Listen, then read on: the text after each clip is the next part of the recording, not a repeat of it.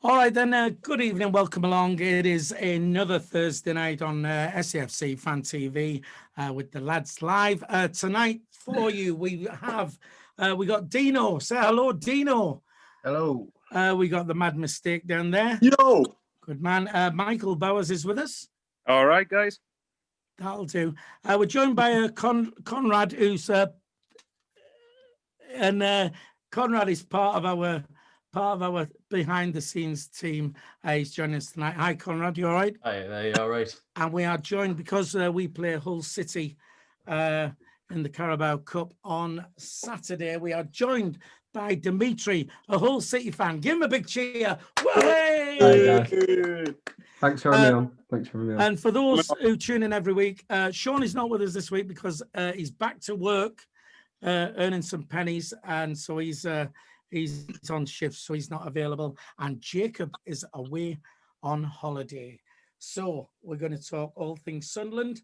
If you want to join in on the chat, you can join the live chat, ask us whatever you want, and we'll try our best to accommodate you.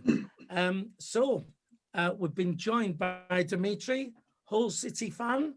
If on the chat you want to put any questions to Dimitri about Hull, we'd appreciate those as well. So how good do you think Hull City are going to be next season then, Dimitri? My expectations are playoffs, certainly a playoff push minimum, and maybe automatics. I think we've kept a lot more of our team from last season than I would have expected, and we've made some really smart signings. We got Grigg in, who was at Shrewsbury a couple of seasons ago. Got Louis Coyle from Fleetwood Town. And we got who else we signed? Josh Emmanuel from Bolton. All quite cheap. I think they're all quite shrewd, smart signings. They all know the league, and I think they all strengthen the team immediately. So, what about the lads? What do you think of Hull City for this coming season? Dino, what do you reckon?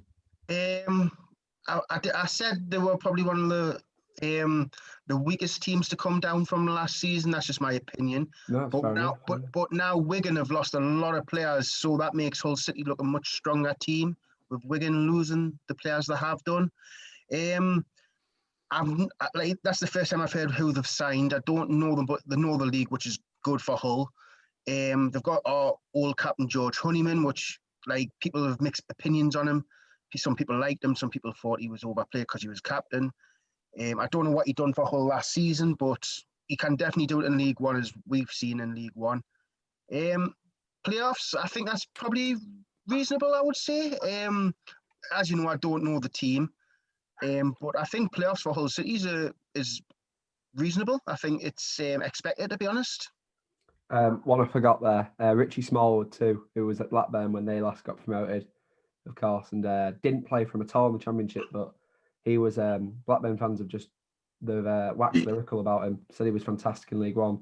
So you get someone like that in, you get in Doherty and Coyle, who both have won Player of the Years at their clubs in the past couple of years in League One, and I just think we've on paper got one of the stronger teams.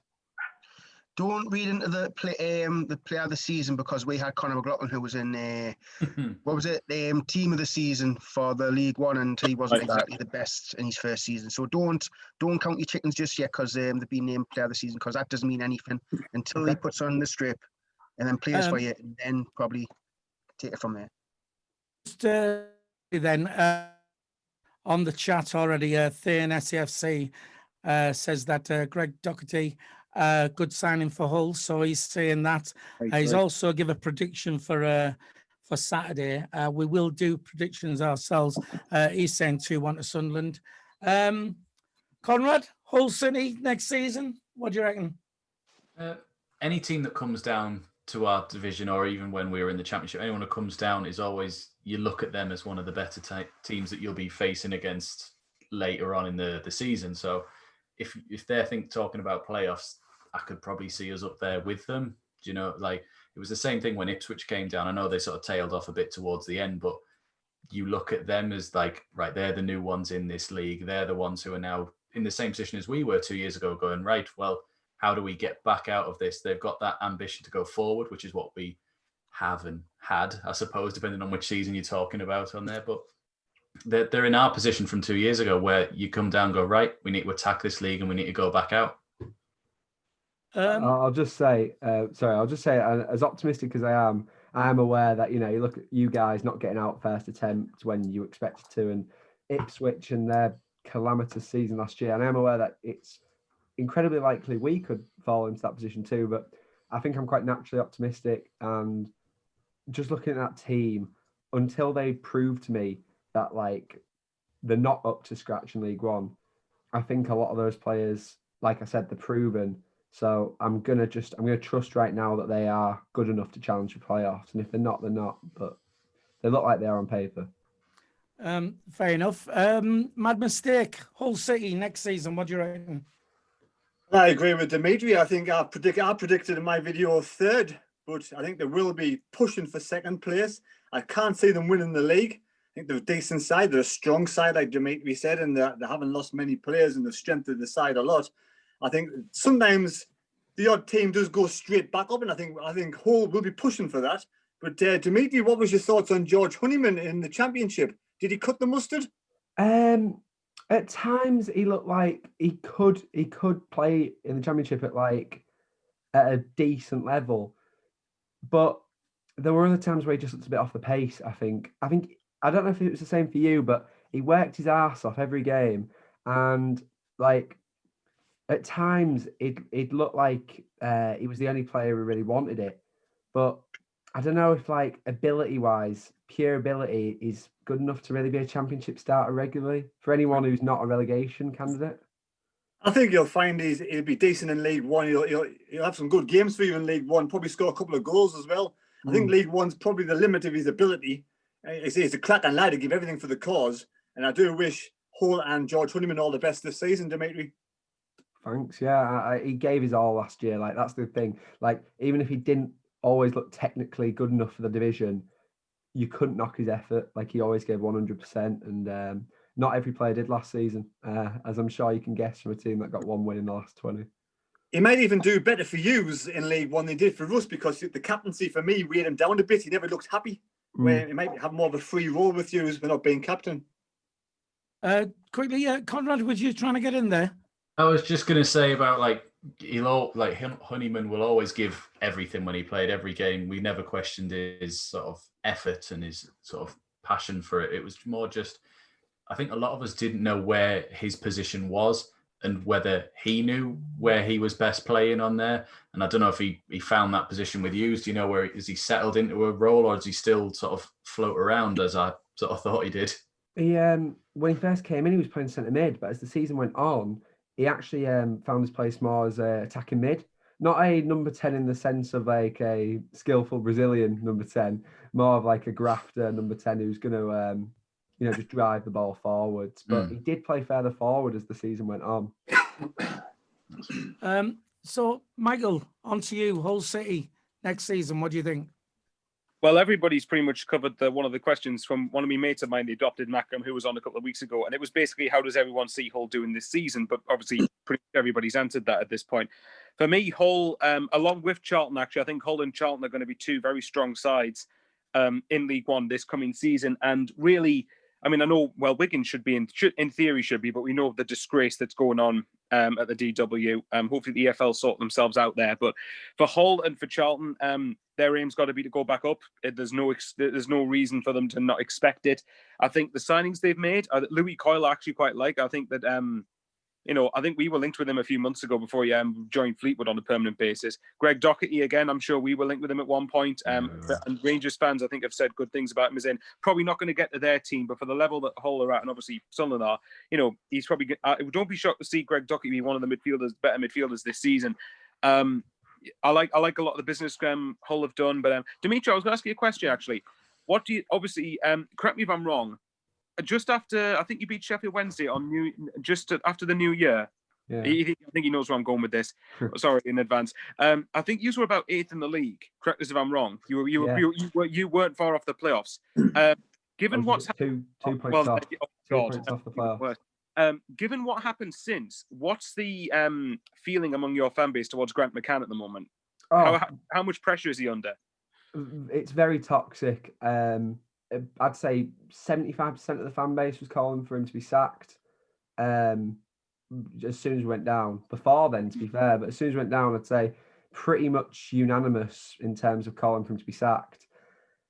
And I think his leash at this point is very short. Like, I think if we don't have a good start, like if we don't have a good first 10 games, I think he'll get sacked. I think it's that simple. The only reason he didn't get sacked was because he's proven in League One. He did a good job with Peterborough. He did a good job with Doncaster. And I think he have realised that, well, our owner, I should say, I can sack him, but who am I appointing realistically who's in a better position to take Hull back up, who knows the top six, like top half of the League One, better than Grant McCann right now, who I'm not going to have to prize off another club and pay a compensation fee for because he's very tight. I just felt like he's thinking, I'll give him the benefit of the doubt. He knows League One. If he doesn't have a good start, he's gone. But I think he's trusting that he can get straight back up. That's fair enough. I mean, like, what happened? Because I mean, I know from the outside looking in, I think it's Grigg and I probably got that name wrong, so correct me if I am. Grigg and Jared Bourne. Obviously, from the outside looking in, those two leaving in January did look like it hindered your side quite a bit. But at the same time, that isn't an excuse to get 6 points in your last 20 odd games. Because really, even with that, you should be getting more points than 6. Well, this is the thing. We lost to Huddersfield at home. We lost to Barnsley at home. We lost to Luton at home. You look at those teams you're losing to, and you're thinking, how are you not getting at least one win from those three? Exactly. You go to Wigan away and you lose 8-0. It was embarrassing. It was painful. When we lost to Cardiff and got relegated, I was gutted, but I was also relieved because the season was just finally over, and fresh start, bit of optimism, new season, because it was horrible those last 20. Right, can I quickly jump in there then? What I want to do, I want to wrap this up for the game on Saturday. Carabao Cup at home to Hull City.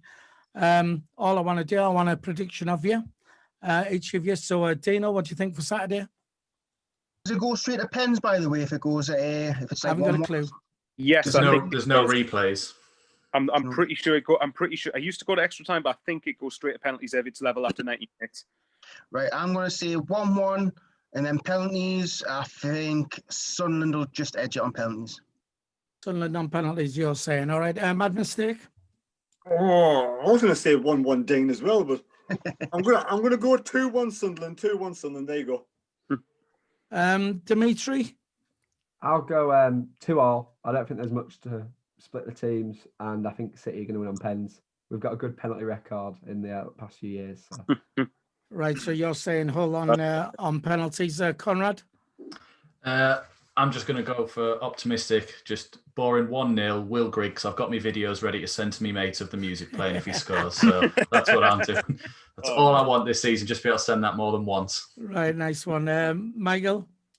I'm probably going to be the more slightly pessimistic. So I think it's going to be 1-1, and I think Hull are probably going to just edge it on pens. But I also think that for this game, as much as obviously every fan's going to want to win every game, I think for me, this, given how packed the fixture list is going to be this coming season, I think that what I want to see more than anything is the team gelling and putting in. If we lost on penalties, for example, but we really put in a good performance, I would take that, because but we're not going to win this competition. Yeah. Same with the EFL trophy, we could realistically win, but league's just the focus. But if we put in a good performance, then that's fine by me, whatever happens.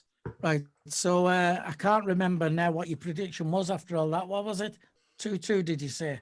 1-1, Hull to win on penalties. There you go then. All right.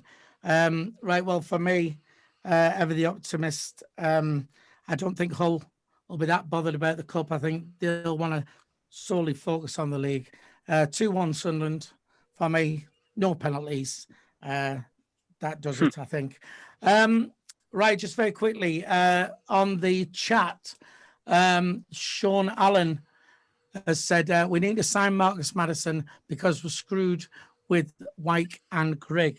Now I'll come back to Madison in a bit, but Saturday gone. I've not seen the game myself because I'm a grafter, unlike you lot who can sit and watch the telly and all that. I haven't seen it either. But Sunderland beat Harrogate 1-0. Will Grigg Is he really now going to be on fire this season? What do we think? Dino? The game was piss poor. Let's be fair. The game was absolutely terrible.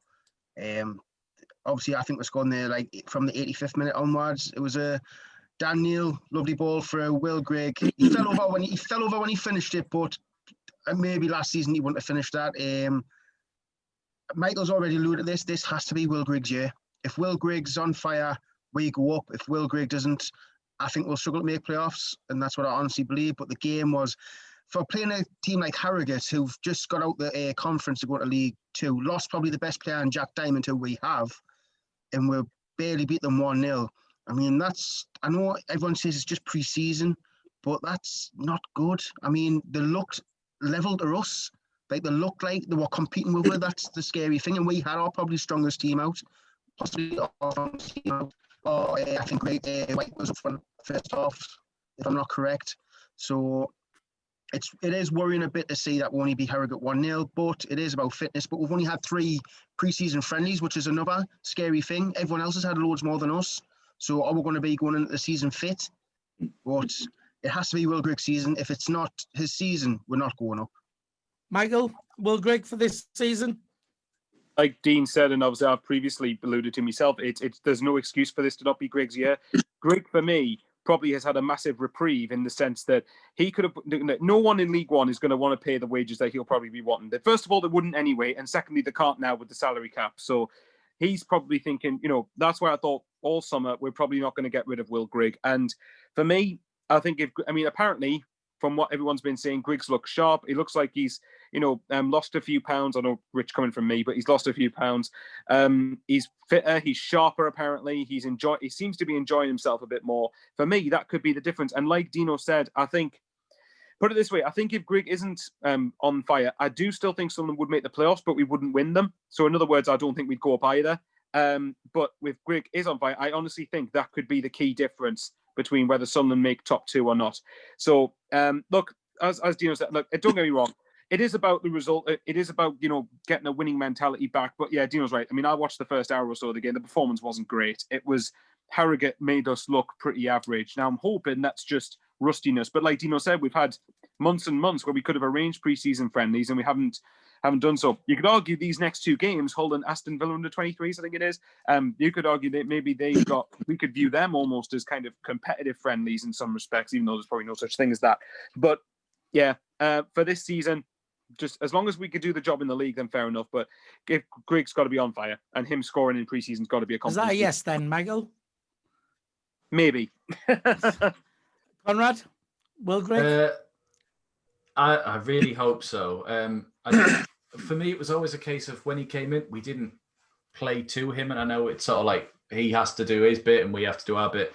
But then you see the bits like Bury away or Bristol Rovers away where Power did put that ball into him, that forward ball to his feet, turned and scored. He did. A couple of his goals were actually good moves, like the Walsall one where he took the ball off Wyke and slotted it in the far corner.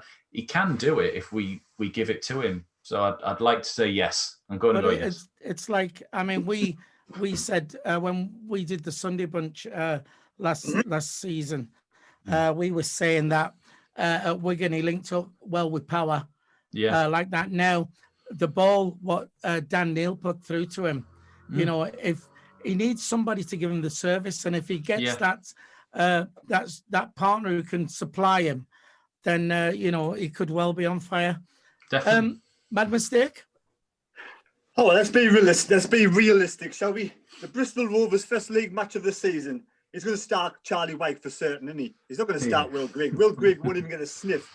So the only way Will Grigg will be on fire is if we are going to start Dan Neil, because there's nobody else in that pitch can give him any service at all. On Saturday against Harrogate, it was Hooford football from Willis, Hooford football from Flanagan, Hooford football from Power and Scowen. Will Grigg was on the pitch then. He would never get any of those at all. There's no point putting the ball in his head. He needs the ball on his ground so he can peel away from the defenders and put the ball on the back of the net. And we don't have anybody on the pitch that can give him the ball on the ground. Possibly Power, and only Dan Neil on Saturday showed what he can do. But is he going to start Dan Neil, first league game of the season? Is he going to start Will Grigg? Very much doubt it. So Will Grigg will only be on fire if he's given the service. If he's given the service from the likes of Dan Neil, then yes, he will score the goals and will be on fire. But Phil Parkinson's in love with Charlie Wyke, so let's face it, Wyke's starting against Bristol Rovers, fact, unless Wyke's absolutely terrible. That's the only way Will Grigg gets on the pitch. There you go then. So Dimitri, looking from the outside in, what are your thoughts on Will Grigg? Would you, even though he's not had a good season with us, if you found out in the papers tomorrow that Will Grigg was going to be signing for Hull, would you be a happy man, or would you think, what do you reckon? I'd be happy because we've only got 2 strikers right now, really. One of them's Josh McGuinness. So I think he'd definitely be better than him. Yeah, come on, number 2 striker, 100%. I just, what worries me about Will Grigg is, as an outside looking in, is he was fantastic at Wigan. We all know what he can do in League One, but at this stage in his career, how motivated is he actually to do that? And I just worry that maybe he's past his best, and maybe he can't. Maybe. I mean, he was great in League One, but are we sure he didn't just have one fantastic season and perhaps live off, that reputation for a while? If he came to Hull, I'd 100% give him a shot, 100%. But that's maybe because our strike situation isn't that great in terms of depth. We've got Tom Eaves, who didn't do that well in the Championship last year, but obviously got something like 22 when he was with Gillingham. Might have been 26. So I'm hopeful he can get a few for us this year. So to be honest with you, if he came to us, I'm not even sure I'd be starting ahead of Tom Eaves straight away. Mad Mistake, trying to get in there? I think if Will Grigg went to any other top 8 side in League One, he'd score at least 15 goals. Wow. Yeah, he would. Wow, fair enough. And that are you saying? And are you saying that because you think he would get the service? Is that your 100%? Other managers, other teams would play the ball what Will Grigg needs to score the goals. They would make sure that they use his strengths and not use the weakness. It's bizarre what's happening in our club sometimes. All right, we've been complaining about the strikers and Charlie Wyke and and some people Will Grigg, and to be fair, pre-season they both knocked them in. However, I mean, we did mention Danny Graham the other week, and then that seemed to pick up some pace this week. However, whether it be true or not true or whatever, Dimitri, Danny Graham, what do you think of him as a player? He was ours a few years ago. We enjoyed the Danny Graham experience. He scored 1 goal for us in, I think, 30 games. Same. I thought our record was similar with Danny Graham. Perhaps I don't want to be sentimental. Part of me says I don't want him back, just because of that, poor spell he had with us. But I'm sure he could do something in League One, for both of us. Well, is he getting 10 goals, 10, 15 goals in League One? Is anyone getting? Well, 10, we 15? said, well, I mean, we all more or less last week said Danny Graham, and we all pulled faces and stuff like that. And however, we know Danny Graham at a higher level, and we did send Sean in particular said about how in League One, Sean thinks he would definitely do a job in League One, but again, it's he's been with us before, so he takes some winning over of us. Mad Mistake? Yeah, Danny Graham in a higher level, but he was younger then. Now he's a bit older. He's got no pace. So will he hack it in League One? He's not going to score you 10, 15 goals in League One, I don't think. Yep. One thing I'll say is that we're both negative about him because of our experiences with him. But if you asked a Blackburn fan, they'd speak very differently, and he did well for them in the Championship. So perhaps he can play at a decent level in League One. I think perhaps we might be just a little bit scarred, like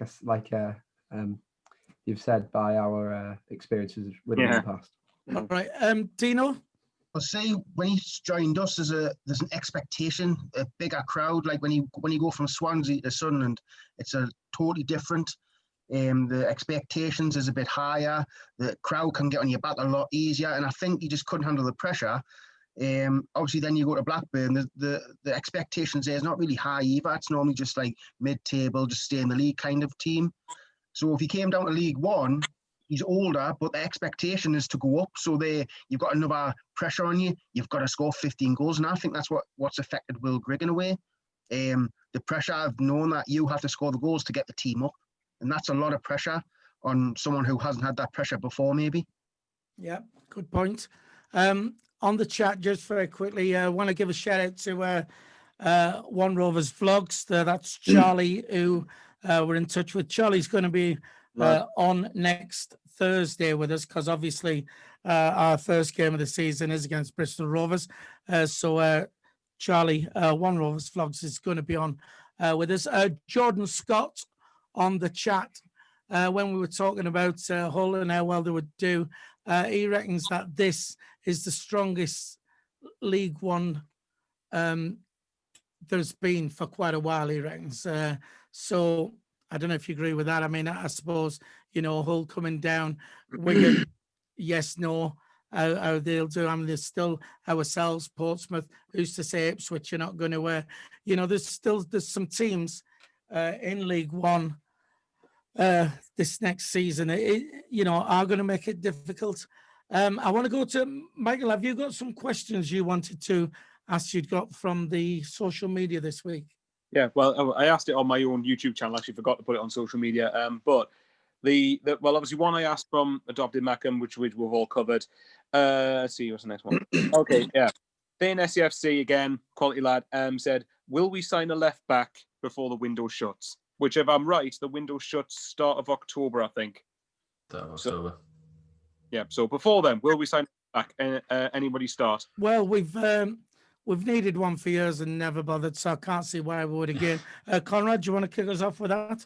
Yeah, I don't think we will. The only time in my recent history that we've had more than one left back was our first year in League One, when we had the luxury of three of them, with Oviedo, James and Humes just sort of breaking into the team there. And even then, the next year they went, right, that's two too many. Let's go down to the one. But he wasn't in pre-season. They were playing like Jack Diamond was playing almost left wing back as well. So Apparently. They might just not bother. And even Gooch last season, a couple of times under Parkinson towards the end of games, would play left wing back, just drop back a bit into it. So they're probably thinking, we don't need to. We've got two sort of wingers who can do that job for us as cover. That's what I think of it there. I don't think they'd do it when they've got two players who'd sit in that position. I think a lot of it depends if we can ship out Aidan McGeady. If we can get rid of Aidan McGeady's wages, then it frees up some money to bring somebody else in. Then we'll know whether or not he prioritises the left back position or not. Like Conrad says, we got Diamond. I mean, I'm sure we even put Neil there at some point in one of the friendlies when he was a bit short. Yeah, so there's a few left footers that could go there. So I think a lot of it depends. We can get rid of McGeady. Conrad, you're trying to get back in there? It was just because I don't know if you saw this week that something about McGeady's wages might not count if he's not named in the squad. Well, it was something to do with that like if he's not named in the actual playing squad, his wages don't count towards that cap. So it might be if you don't name him, so that even if he just sits there and he's not doing anything, we still have that getting paid wages, though, he's still coming out of his pocket, isn't it? Yeah. We're still paying it, but at least it doesn't count towards interfering with anyone else.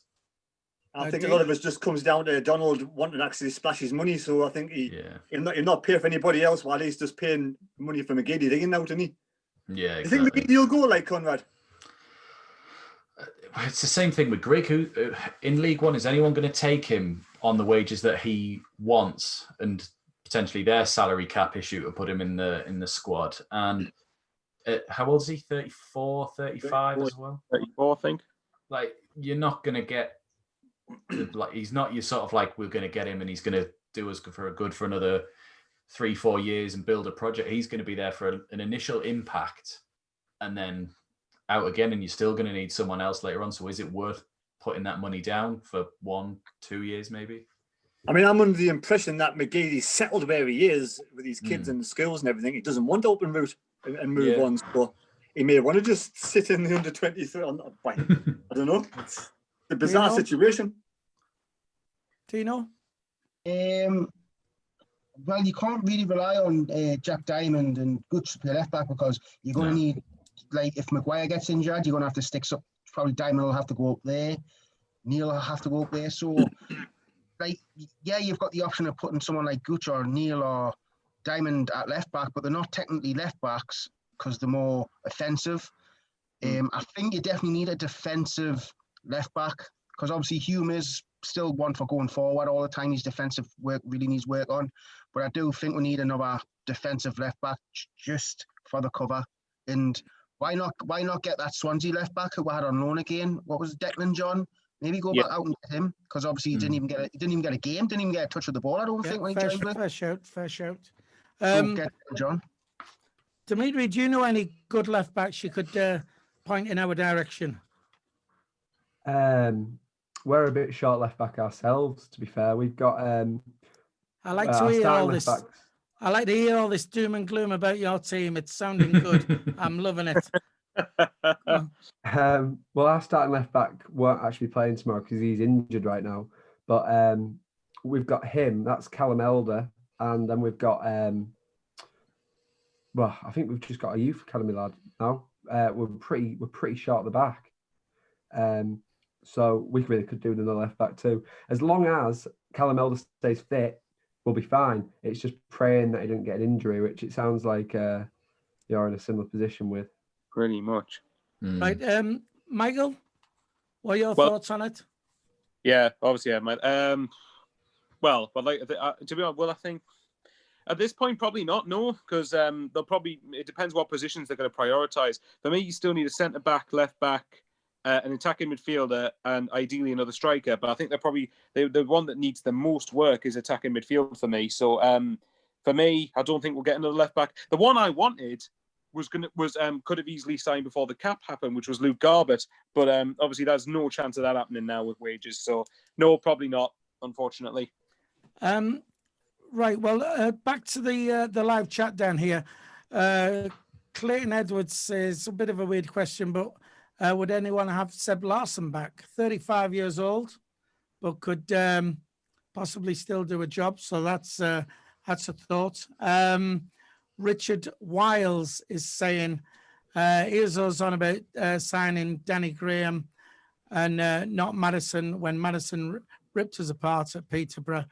And he's absolutely raging why we're not sort of like just snapping him up. He's sort of there for the taking.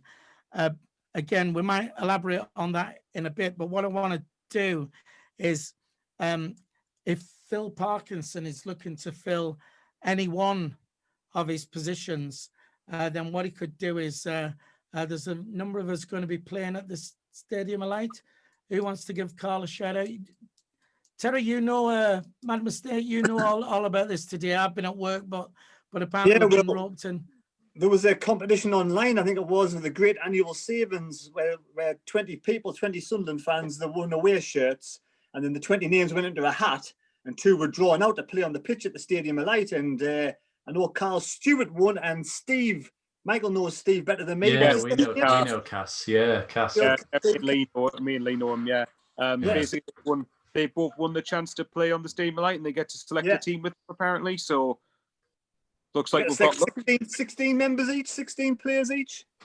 Yeah, and the good news is, of course, we certainly Carl, who isn't silly, has picked the best players for his team because myself, Dino, and the Mad Mistake. Michael, are you not on our team? No, I think I'm going to be on Steve's team. All right. That's good. We didn't want you on our team anyway. Yeah, me and Michael are centre back partnership in the other team. All right. Oh, right. So I believe that Conrad, Michael, and Sean are definitely on the other team, and that. So we're going to be playing at the Stadium of Light. That's it's the end of next season. So, it's going to be fun because it's the 2 good Sunderland fans. So I'm pleased with both anyway. That's it. I mean, a massive thank you, of course, to Carl for inviting us to do that. Michael, what you want to say? Basically, what you've just said, and thanks to Steve as well for Yes. picking Yeah. a lot to do. So thanks to the pair of them, because they could have picked absolutely anybody, and we've been lucky enough that they've said no. They have a go, because I'll be shattered after 5 minutes, because 11 aside is completely different from 5 or 7 aside. But if that happens, I'll be really looking forward to it. Really looking forward to The it. good thing, of course, being on our team as well is because I have the SEFC Fan TV strips. Of course, our team will be kitted out, looking lush in our Hang on. 1 to Breathe, 16. I'm going to sort that out. so we hope we're playing in the stripes. Dino. I want to say thank you to call as well, because obviously I don't know the bloke personally, and obviously he's asked me to play, and like obviously I'd love to walk out of the stadium light pitch. You know, it's like a dream in a way, like stepping out at your team's pitch to play a 90-minute game and potentially score a screamer, which I'm going to try and do actually. But, I don't doubt it. I think we're all going to try and that. No one's going to pass in this game. It's literally everyone shooting. Yeah, we'll have 10 forwards. We'll all be wanting to score that goal. Yeah. So, but yeah, once again, well done, Steve. Well done, Carl. And thanks very much to both of you for inviting us to play at the stadium. Like, so again, we'll have a chat with Phil Parkinson if he's still with us next year, and see if he wants to sign any of us up. I think they need a kit man, and if they do, I'm your man. So it's a beautiful kit. So on to Marcus Madison then. He's making a lot of noise on social media about how basically, you know, he's needing a move, he's wanting to move, and what have you. As we know, Sunderland fan, he's from the area. Everybody wants him. If we signed him, we'd love him. What do we think the reasons are? I mean, I know there is that thing of his reputation, that he's not afraid to to upset people. Mad mistake? There's only one reason he's not coming to Sunderland. That's Stuart Donald. There's no way Stuart Donald's going to pay out the money for Marcus Madison to come to Sunderland. If Donald sold the club, which he said he was going to do, but it's not going to happen full stop, then we get Marcus and Madison in, because a new owner would probably want to bring him in. Regardless, I think, of whether Phil Parkinson wants him or not. If Stuart Donald wanted Madison at the club, he'd be at the club full stop. We're not going to pay them wages. I'd have him any day of the week. I think he'd be quality in our midfield. And it's a shame that the Sunderland state of affairs the way it is now, let this lad go by and not sign for Sunderland. Right. Just very quickly on the chat, Clinton Edwards says, mad mistake, hat trick, come on. So, Dino, what do you reckon? Madison, I mean, everybody's screaming to get him, but, you know, what do you think the reasons could be? Well, we talked about this just before we came on, that Michael and Conrad were saying that I think he's pricing himself out of a move. I think he's waiting for a championship club to come in, but if a championship wanted him, they would have had him by now. So I think the championship are saying, no, I don't think you're championship quality. Maybe go back to League One, get promoted. So I think he wants too much. I heard his demands are ridiculous for a League One player. I mean, is he trying to diva a move? Try to be like, oh, I'm the best player in League One? We don't know, but he wants to hurry up and get a club, or he'll be left out of the season because people won't want to pay the wages he is. And League One and League Two, they've got a salary cap now. So if he wants the wages he wants, he has to go to the Championship. But if Championship don't want him, he has to lower his standards and his money for a League One club. Yeah. Before we go on to the next one, Paddy Czar, who apparently is a Man United fan, saying to give you Sunderland fans something to enjoy. Apparently Newcastle want Jones from Man United, and Paddy's saying that he's the worst defender ever, apparently. So, all right. So moving on. Conrad, go on, you want to be in there? It was just, I think, did Madison played for Hull at the end of last season, didn't he? What was he like? What was he like while he was there? Because that elite Euro Championship team then, and that's where he wanted to be. What did he sort of do? Dimitri? He didn't really get consistent minutes. He was coming on as a sub a lot. He scored. He's been quite vocal about this on social media that he had, I think, 90 combined minutes as like a Hull City player, pretty much. We really didn't use him enough. I will say that he actually he wasn't part of the squad for like the last 8 games after lockdown. He just, we didn't give him a contract. So we're talking from when we signed him at the end of January to middle of March. I think he got about 90 combined minutes and he scored a goal. So right. I think he looked good. He did look good. Not quite as good as I would have hoped, because I knew he absolutely ripped at League One and I knew he really wanted this move to the Championship, and he didn't perhaps take his opportunity. It's harsh to say that because he didn't get that many minutes, but I don't think he put performances in that made other Championship clubs sit up and go, we've got to try and get this lad if he becomes available. Because obviously, if he had put in those performances, someone would have snapped him up on a free. I will just say this, Derby have been interested in him. Apparently they're linked with him, but I don't think there's anything concrete there right now because, you know, as you've said, he's feeling pretty sorry for himself on social media right now, pretty much begging for a move. So, I mean, I still think a factor of him still not having a club is his reputation of, I mean, as we said with the Aidan McGeady thing with us, and again, it's only speculation. We don't know, but apparently, you know, if he was that bad apple, what caused us the problems when we weren't winning? Marcus Madison, from what I'm led to believe, is also capable of upsetting a dressing room, if you like. Michael, Marcus Madison. Yeah, I'm pretty. I like Marcus Madison a lot. I think that technically, I think he's arguably one of the best players in League One when he's been playing there. He's regularly delivered for Peterborough, a team that has had the ambitions of going up, whether or not they've achieved it. For Madison, the thing is, I do kind of get whether we do get this reputation issue. I think for me, and I could be talking rubbish here, I don't know, but I think if he's playing for his boyhood club, supposedly boyhood club, apparently he's a Sunderland fan. I don't know what it is. I just think if he played for Sunderland, I think that I think he'd relish it. And one of the criticisms I've had of our players since we've dropped into League One is that some of the players can't handle playing for Sunderland. They can't handle the expectations of the club and the size of the fan base and the crowd. I think Madison would thrive off it. I think he'd absolutely love it. I think that, you know, obviously we're not going to have anywhere near the crowds that we want, but for me, I'd have him. The problem is wages. And especially with the salary cap, we're probably not going. I don't think we'll sign him. But if you ask me if I want him, in a heartbeat, I'd take him. Somebody on the chat here, Sports, has said, and again, I don't know if we've signed this guy. You know, I've been, you know, busy all week, so I've been out of it. But this, what do you think of the signing? Bennett, I cannot pronounce his name. Amarjali, I think. Some of that, whatever it is. Have we signed him? I know he wasn't he in the area? Has he been in talks with us? Yeah, it's apparently imminent. I think it's supposedly going to be announced tomorrow, but we don't know. I don't know concretely, but there's a rumor it's going to be announced tomorrow. I mean, Clayton Edwards says, you know, it's a brilliant signing, apparently. So, also, I want to quickly jump in with, what do you think's now going on with the takeover?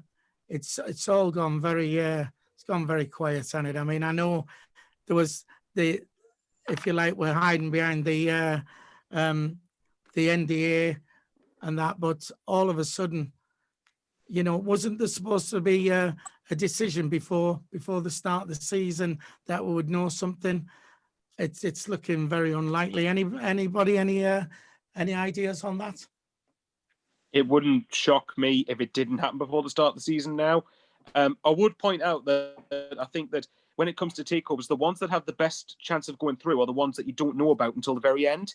So you could look at it that way as a positive, but it wouldn't shock me if at this point it's like, wait, okay, not going to happen. Let's just move on with the season and go from there. So I hope it does. We need a takeover badly. Because I think we're all sick of Stuart Donald at this point. He seems to be sick of the club. Just please happen. I don't think at this point it wouldn't shock me if it didn't happen before next week. But yeah, there you go. Couple more on the chat here. Michael, ever the optimist there, mad mistake. On the chat then, Michael Peel says if you give Will Grigg the service, he'll score goals, which is what we said, and we said that all along. I don't think Will Grigg's been the problem last season. The problem has been not playing to his strengths, not giving him the service and stuff like that. I think. Mad Mistake, you want to be in there?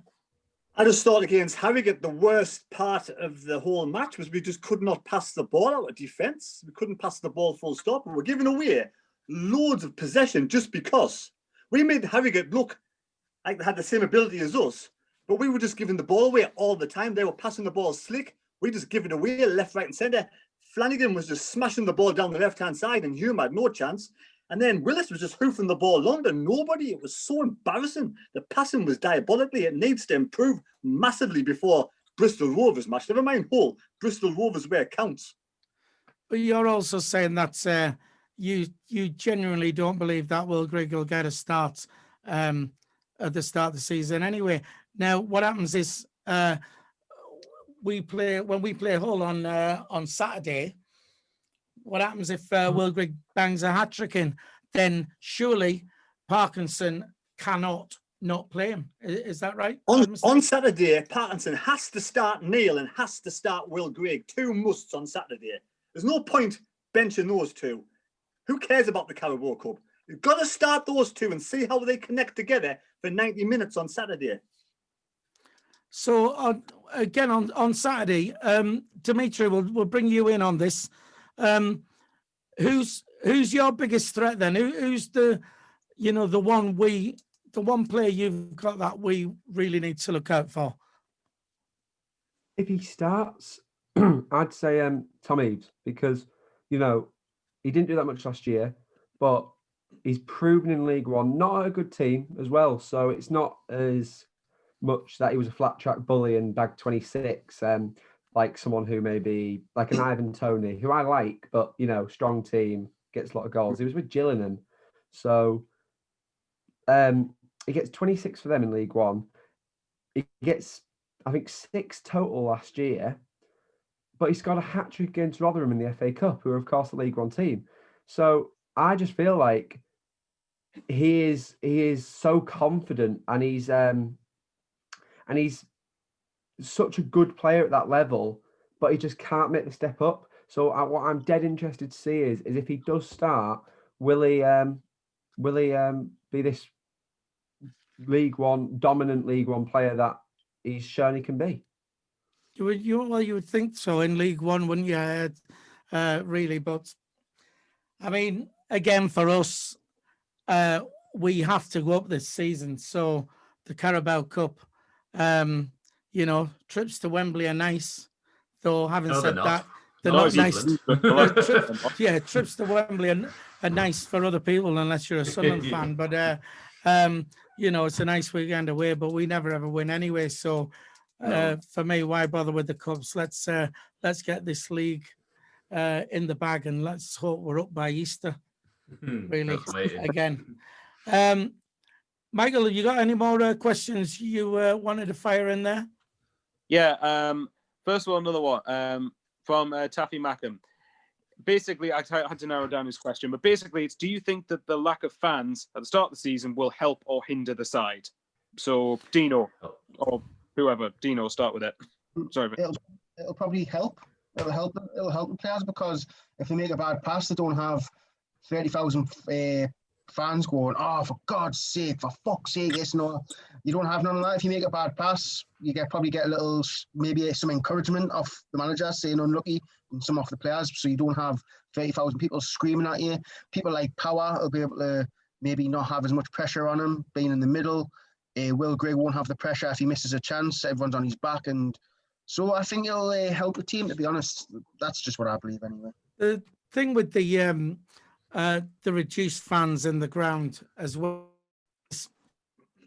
for me, I think it should have been all or nothing, because that's fine. You can socially distance fans while you're sat in your seat watching the game.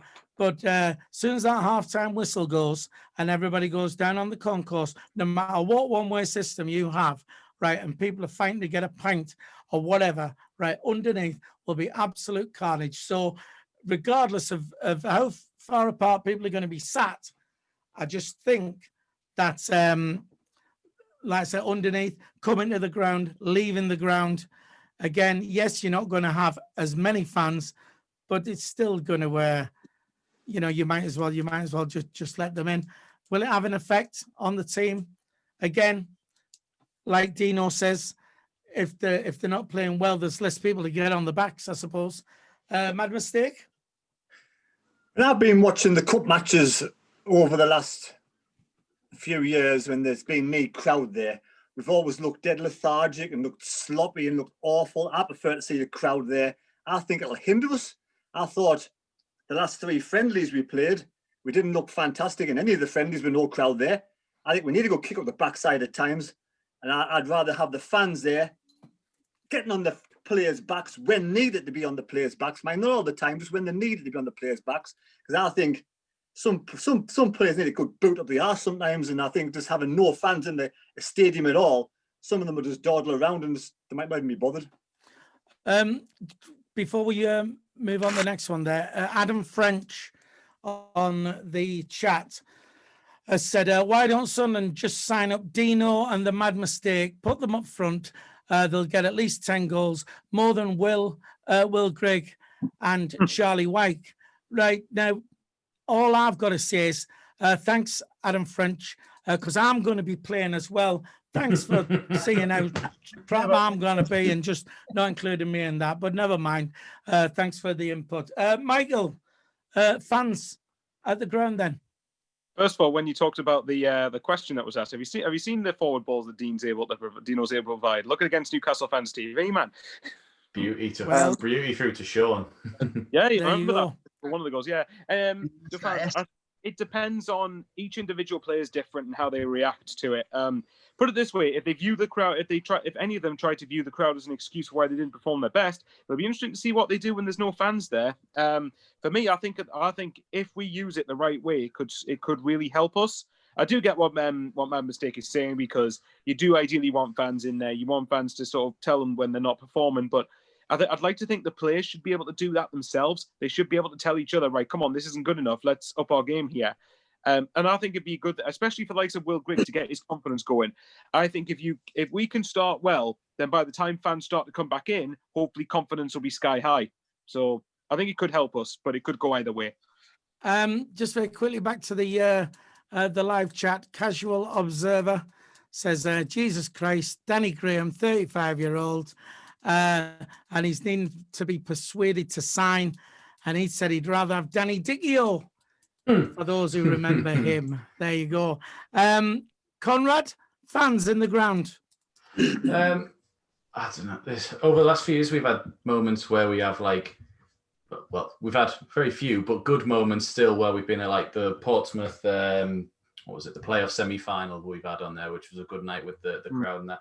Away fans are always good with them there, but I do get what people are saying, that it does. I feel it sometimes when like a pass goes astray or a chance is missed or Wyke misses again, which happens a lot, and they do get on his back a bit, and there's a little bit of you going like are we used to being who used to be in a Premier League team, that when these people are looking at me like it should be better, it should be more. But I would like what Michael was saying, I think there, where like if Grigg has scored a couple without fans in there, then by the time we do come back, fans are already on side with him, already behind him, already giving him that sort of thing, because they've seen him do it. So then his confidence grows with him. Whereas if he still doesn't score and then we turn up as well and he's getting the same treatment as before, or lack thereof treatment before, it's just the same thing really, isn't it? But fair point.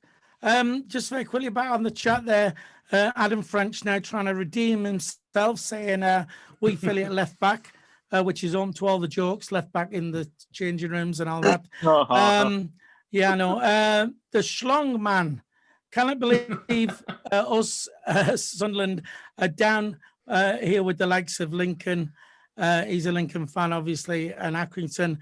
Mate, that's how it is. That's what we are. We're a League One team at the moment. I'll move on to Dimitri. Less fans in the stadium. Obviously, you're used to that anyway. down at Hull. So shots fired from Phil. Sorry, mate. Well, no, mate. So what do you think about the reduced capacity? Do you think it'll affect you? I think there is, like they've just been said, there's the positives and the negatives, and I think they're both very valid. So I think it'll balance itself out in a lot of ways. But I do think one advantage for us and, you guys, because we're both going to be chasing promotion, you'd think, is that if we're going to an away, if we've got an away game at, let's say, like a newly promoted League Two side, their fans are going to be up for that. And they're going to be thinking, oh, it'd be nice to get a big scalp. It'd be nice to get, obviously we've just been relegated, and obviously Sunderland are, historically like a Premier League, top flight club.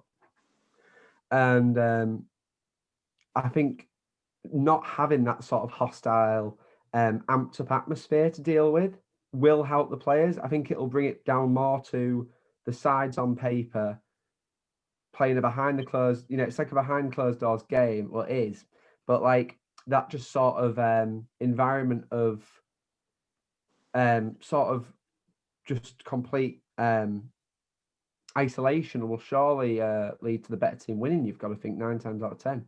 Yeah. Again, Thin SCFC, just very quickly before you jump in, says that McGeady's wages don't count if he's out of favour. So I'm agreeing with what Conrad said down there. So that's one thing. Dino, you're trying to get in there? Yeah. I really hope the media don't ask these kind of interviews. When they're interviewing a player after the game, say we've just won against Hull City, and they say, 2-1 on Saturday, you mean? Whatever, right. And the interview the players. Do you miss having the fans? Obviously, they're going to say, yeah, of course you are. Of course we miss the fans. We need the fans back in. But someone like Grigg or Charlie might be thinking, nah, Daddy, when the fucking fans back in, they just give a shit. So I don't want the media to ask that question, because they've got to say, yes, we want the fans in. Imagine if a player went, nah, I don't want fans back in. Why do we want fans back in for? I mean, yeah, but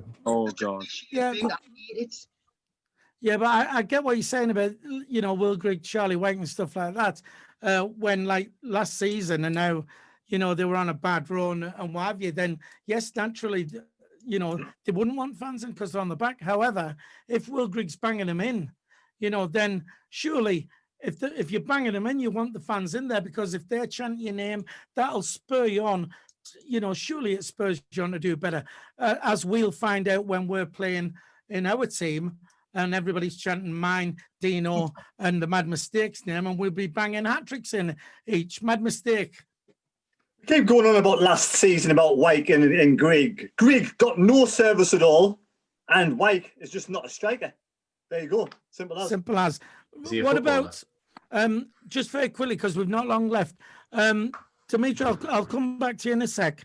What about, we're saying about reduced capacity. Are we thinking that away fans will be allowed?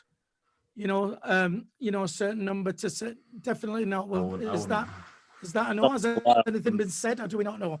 We're still getting cases cropping up of COVID, aren't we? So it makes sense for them to just be like, no travelling, just home fans in places. Yeah, fair dues. Dimitri, quickly, because we're going to be wrapping it up.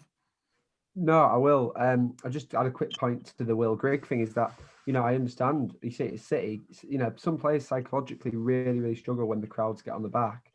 But, if you asked Will Grigg the best moment of his career, he'd probably say when he scored against Man City and they won 1-0 and he had, 25,000 people chanting his name. Imagine if that game's behind closed doors, It's just, it's cruel, like when fans on your back, but it can give you amazing moments like that. He'll remember that for the rest of his life. Yep. Right. We are just about out of time there. First of all, thanks if you've taken part on the live chat. Apologies if we've not managed to get through to you and give you a mention. It's just, again, we have a lot of things going on. I want to say a big thank you to our guest, Dimitri, the Hull City fan, for coming on. Thanks very much. Coming around the applause. Thanks for that. We'll say good luck on Saturday to you. Hope it's a good game. Hope we win. But again, thanks for taking part and coming on. Yes, Dimitri.